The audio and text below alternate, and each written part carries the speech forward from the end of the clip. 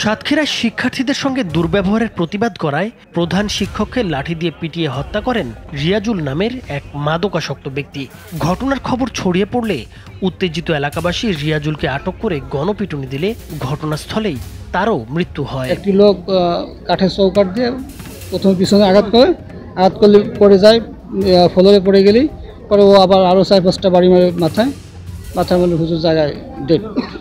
এই সংবাদ শুনে আমরা আসতে প্রতিমধ্যে শুনি যে মারছিল তাকে কে বা কাহারা পিটিয়ে মেরে ফেলছে।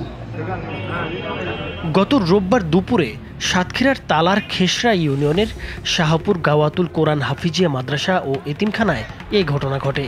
নিহত ওই শিক্ষকের নাম হাফেজ মাওলানা শরীফুল ইসলাম। তিনি ওই মাদ্রাসার প্রধান শিক্ষক ছিলেন।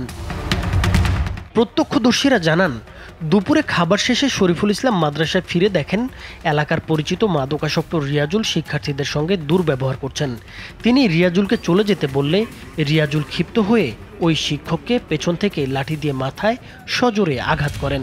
এতে মাদ্রাসার বারান্দায় লুটিয়ে পড়েন প্রধান শিক্ষক শরীফুল ইসলাম। এরপর মাথা ও মুখে একাধিক আঘাত করে তাকে হত্যা করেন রিয়াজুল।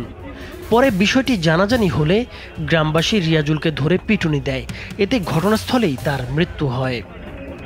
খবর পেয়ে পুলিশ ঘটনাস্থলে পৌঁছে দুজনের মরদেহ উদ্ধার করে ময়নাতদন্তের জন্য সাতক্ষীরা সদর হাসপাতালে পাঠায়। তবে এ ঘটনায় এখন পর্যন্ত কাউকে আটক করা হয়নি। নাইমুর হোসেন, মাছরাঙ্গা টেলিভিশন।